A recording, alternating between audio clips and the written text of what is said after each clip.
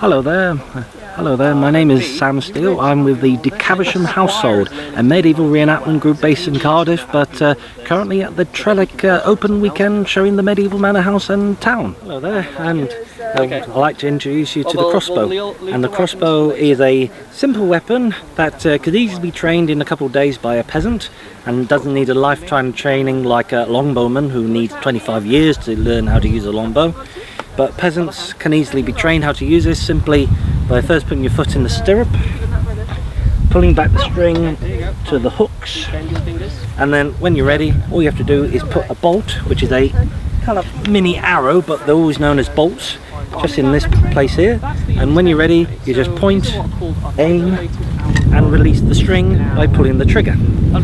And luckily, this one is a fairly light one, so I can pull it back down by hand. This is because I can shoot people at reenactments safely whilst they're wearing full armour, because crossbows could be very powerful. This one, as I said, is only 40 pounds draw length, so it's like lifting 40 bags of sugar in one go. The most powerful versions of these are about 1,000 pounds draw length, so with that sort of power you need a special mechanism, otherwise you can't get the thing back. So with the 1,000 pound draw length ones, they would slot a special mechanism onto the stock, which is the wooden section of the crossbow. You have two hooks, and then they have a wheel and just winch it back. And that would take about half a minute to a minute to load the bolt into the mechanism, which is a long time to do such a thing in a battle situation. So a lot of crossbowmen would have had big shields called power shields, a rectangular shield that would encase their bodies whilst they're getting ready. Otherwise, this is the perfect tool whilst you're in a castle, because all you have to do is just point, aim, and just wait for your time to pick a target. Unlike a longbowman who have to pull back and hopefully hold it on just long enough to shoot. Now, from that, you break your arms holding it back for long periods of time, so crossbows were a lot simpler and a lot better. Now, because of their power, they could decimate knights at long range compared to a longbowman. A longbowman was great at rate of fire, or rate of shooting. Now, shooting with a longbow, you could get around 15 hours a minute off in the air. And with this, maybe with the lighter ones, maybe around 5 or 6. If you start getting now, a bit more money, on a battlefield situation, you need rate of fire.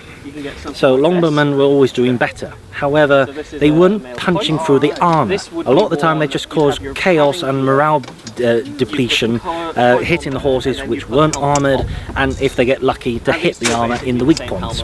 But the crossbow, if you hit it correctly, every time it would go straight through. And this was such a vicious weapon, the Pope tried to ban it twice throughout the medieval time. Now, this was simply because it kept being nagged by kings and all that, saying the crossbows were unchivalric, dishonourable to be killed by such peasants and all that, who had no training at all, whilst a knight learned a whole lifetime to fight with a sword, spear and so on. And the one story of one king being killed, Richard the Lionheart, Richard I of England, killed supposedly by a boy who was serving soup for the defenders of a castle, and whilst the defenders were having lunch, he picked up a crossbow to keep an eye on things, spotted someone moving, shot it, and Richard was dead within 3 days due to infection from the injury.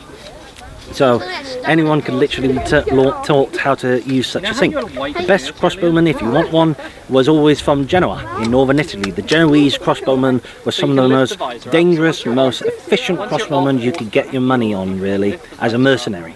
And they're probably the most powerful, but also the most reliable. And the French always recruited them because they were the best at the job.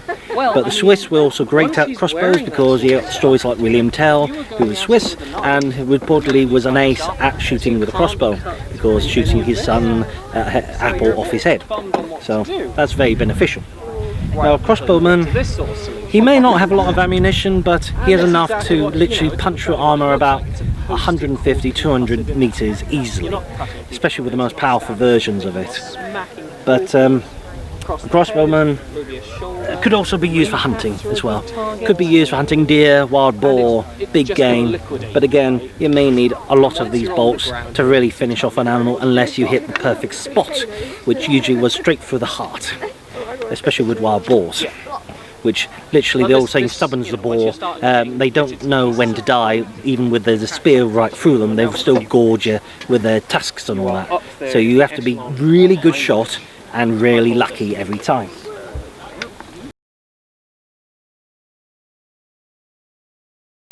And that's all because chain is so very effective at stopping knife attacks.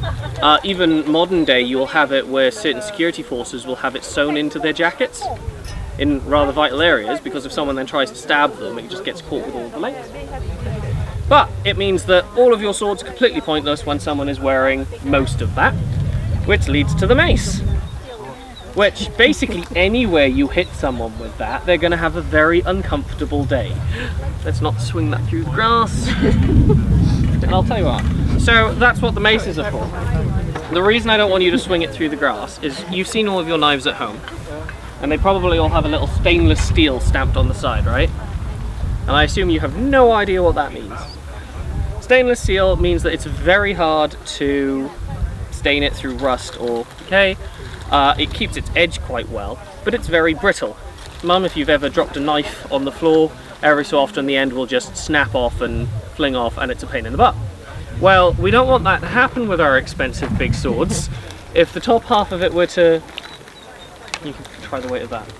If our swords, even in, you know, modern swords, if one of these decided to shatter in half in the middle of a combat, we now have a big chunk of metal flying through the air and potentially damaging someone. In the period, I've just lost my sword.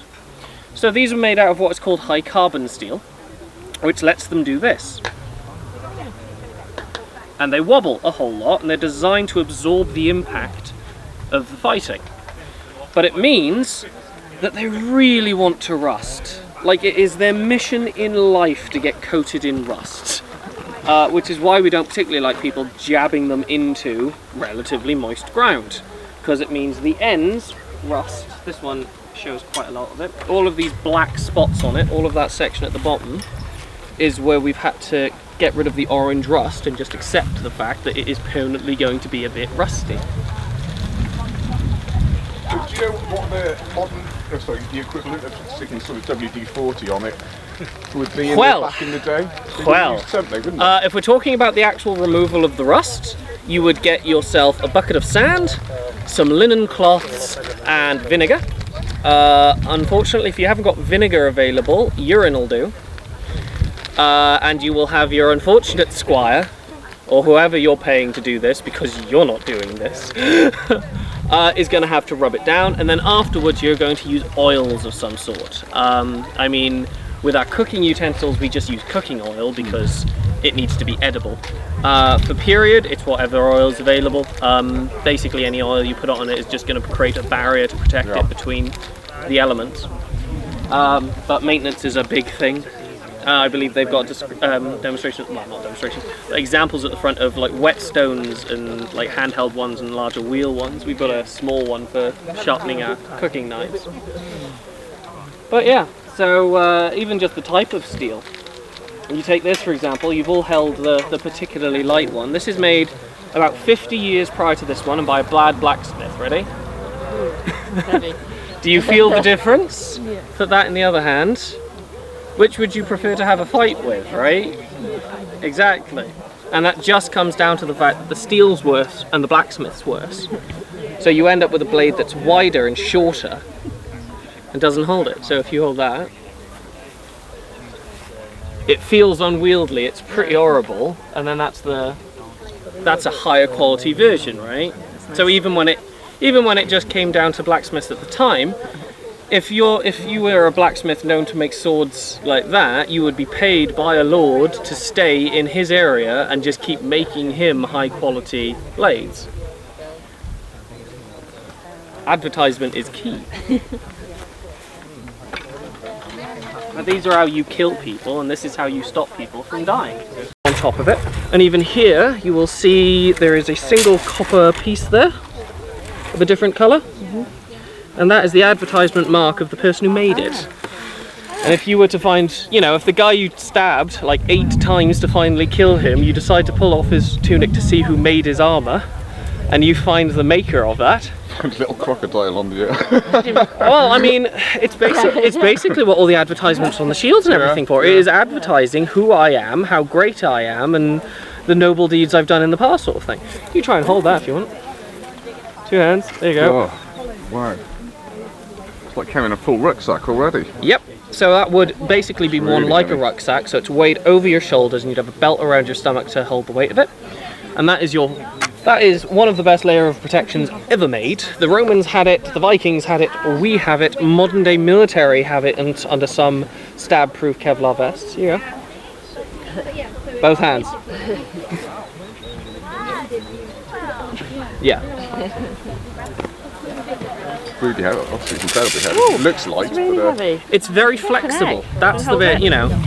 You need two hands. You have to hold it at the end. Once worn, you don't lose any mobility while wearing it. Same as the padded jackets, they're pretty flexible. And the intent here is that we want higher protection, but we don't want a loss of mobility. The prime example here being the last lot. Have any of you heard of what is called studded leather armour?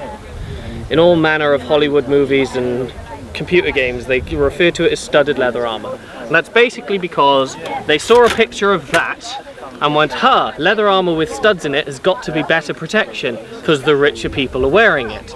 They never realised that on the inside there's lines and lines of plates being held on by those studs. So, which one of you would like to put on a suit of plate? come on, big boy. Me, is it? Alright, come on. Dad. So, flip around this way. Open that up. If you want to flip that the centre bit so it's spread around you. Around the top. There we go. One side, and sort out this plate that's deciding to be a bit of a bugger. Sorry. Technical difficulties. Right, lift that up. So, it's quite comfy. the two sides should be resting on your shoulders, and then the back. Again, it's meant to make sure that you're not losing any mobility.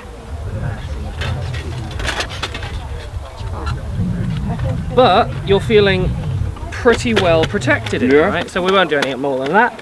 But there you go. So if someone comes along, especially with swords and knives and things, right? They're just not going to be able to cut through that, and they're not going to be able to stab through it. Which is why big old maces exist. I'm not going to hit you with them. But we're no longer trying to deal with, we're not trying to slash you, we're not trying to cut you, we are just trying to break your bones on the inside. Even when wearing a shield, being smacked with something like that, Yeah, I can imagine, yeah. there's a good chance, especially when these are all going to be sharpened to a point, right? There's a good chance of cracking you, even if the armour's left intact. Yeah, yeah. And the good news is, if the armour survives, I'll wear it after you're dead. Salvaging and recycling is big business. Very few times do you have a battlefield where it hasn't been scavenged by everybody. Would you like a sword and maybe a helmet, and then you can have a nice profile picture? Can you take a picture of me, Jay?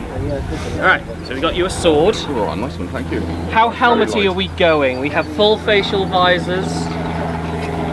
Full facial I think visors? so. Alright, you'll have to take your glasses off for this. My lord. As a squire, I shall dress you. I am currently dressed I can see why you would need something to help you dress. In and out, It's not just yep. a vanity thing, is it? It was, not just a vanity. Right, so carefully slip it on. Ow. There we go. Cool. So here you have, at this point, your shoulders are basically perfectly protected. You can lift that up if you want to be able to see. Also, if anyone's interested, military salute. You're showing yourself off to your liege. It's very impolite to talk to your lord with your helmet down, and then you would raise your visor, which leads to the more modern military salute. But it gets heavy. You're not I even can feel it wearing on my head. Oh yeah. So you'd wear a lot of padding as well, but it gets heavy, and all of the knights of the time, all the knights of the time are basically built like rugby players. They have been training since the age of 6 to be knights. They're running for miles a day in it. They're training with it daily. And if you just want to it'll be different densities based on both the blacksmith and the preferences.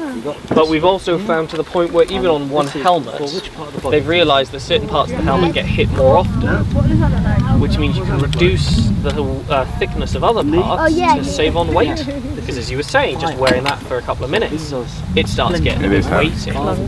So they knew how much a man could carry, and it's roughly the same as a soldier can now. It's about 50 pounds, and they were forever working on how to make things stronger and lighter. Technology, isn't it? Yeah, Continues. as always. And you got the